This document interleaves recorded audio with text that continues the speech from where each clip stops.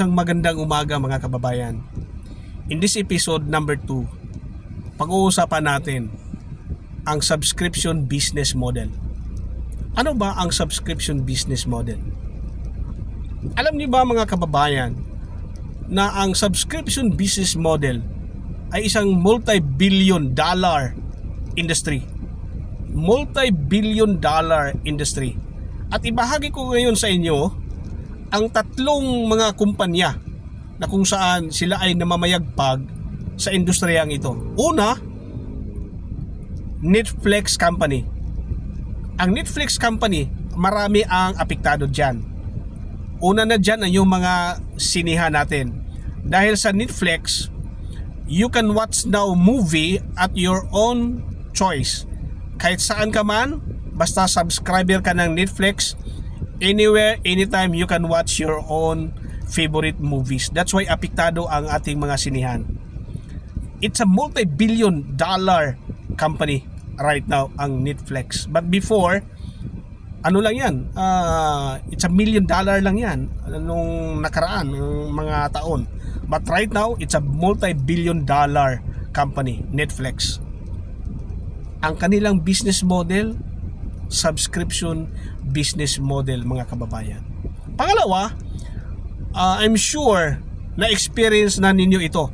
Kung ikaw ay nagtatrabaho or may mga ka-meeting ka during the pandemic time, anong ginagawa natin? Nagzo-Zoom meeting. Zoom company mga kababayan. Ang Zoom company, nagsimula yan, napakaliit lang ang mga subscriber. But because of the pandemic, halos lahat ng mga kumpanya do their business, do their meetings online. That's why namamayagpag hanggang ngayon, kahit na wala na yung pandemic, namamayagpag pa rin ang Zoom company. Again, it's a subscription business model ang kanilang negosyo. Pangatlo, mga kababayan, shopping online. Nangunguna dyan yung American company na Amazon Prime. Amazon company. Yun. It's a multi-billion dollar company with very minimal membership, monthly maintenance for you to become active sa companies na ito, like sa subscription mo buwan-buwan. You can have the time and freedom anywhere, anytime, just like sa Netflix, anywhere, anytime you can watch movie. Sa Amazon naman, you can shop anywhere, anytime. Kung saan ka man, you can do shopping online. Now, why is it na pinag-uusapan natin ito sa episode na ito, number 2 ng aking vlog na ito? Dahil mayroon akong ibahagi sa inyo na good news. At ang good news na ito, kung ikaw man ay nagtatrabaho, kung ikaw man ay isang police, teacher, or anuman ang trabaho mo ngayon, at ikaw ay naghahanap ng another sources of income, pagkikitaan, ito, ibabahagi ko sa inyo ang good news. Dahil ang good news mga kababayan is that yung subscription business model na kung saan itong tatlong company na naibahagi ko na namamayagpag, they are earning billions of dollars income yearly. Ang subscription business model, okay, ay nasa network business na, nasa networking industry na. At yung company na yon na unang nag-integrate ng subscription business model, okay, subscription business model na inintegrate niya, inintegrate niya sa networking system or networking business. Yung company na yun ang masasabi ko na good news. Yung company na yun ay ang Live Good company. It's an American company. Bago-bago lang. 1 year and 8 months, I think, to be exact, yung company na yon. I'm sure many of you na nanood ngayon sa vlog na ito, alam na nila kung ano ang company na ito. Some of your friends siguro, or some of your relatives, some of your colleagues, na-share na nila, or alam na nila, or naibahagi na nila ang company na ito. But then kung wala pa nila, or kung hindi mo pa alam ito, this is the good news sa inyong lahat. Kasi kung ang ibang mga tao, nagninegosyo na, nasa network industry na, okay, nasa affiliate marketing ka na, nasa dropshipping business ka na, ito kakaiba to, mga kababayan.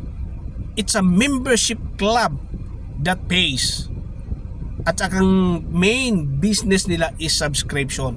Although may mga products din ang company, but the business model na sa system nila is subscription business model.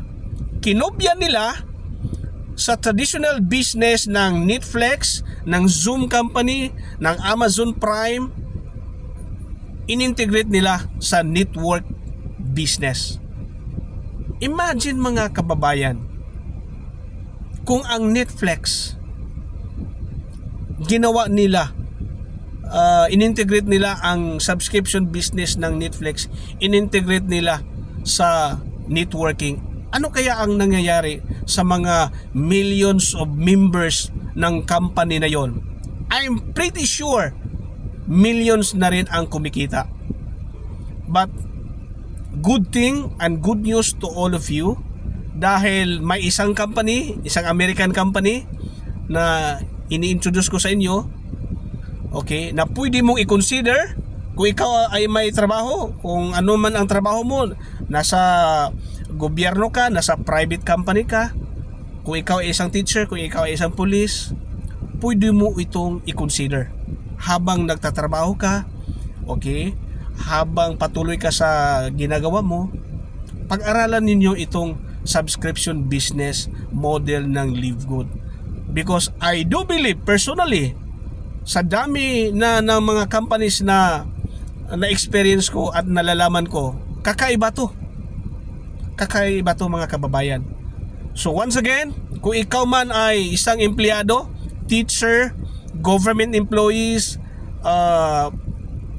private employees, policemen, o anumang klase ang trabaho mo, at naghahanap ka ng pagkikitaan na napakadali lang gawin, isang oras, 2 oras, araw-araw, pwede mong gawin after your work, because this company is 100% online. You can do this 100% online. Online to. Lahat online. Okay? So, I will leave my link tour, and kung mayroon pa kayong mga tanong or queries or concerns, clarification, just direct message me. And sabay-sabay tayo dito. Kasi I do believe, nag-join ako dito mga ilang buwan lang, at nakikita ko talaga ang potential ng company na ito. That's why I am encouraging all of you watching right now, to all my friends, messenger friends, Facebook friends, mga kamag-anak ko, kakilala ko, kasamahan ko dati, just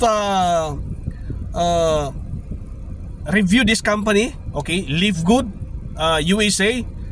It's an American company, 1 year and 8 months lang, to be exact.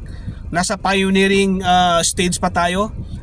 So just click the link tour that I posted, okay? Then kung may mga concerns pa kayo, just let me know. So bye for now. This is my vlog, episode number 2, subscription business model. Nandun na, nakasama na, na-integrate na sa networking business. Bye for now, and have a nice day sa atin lahat.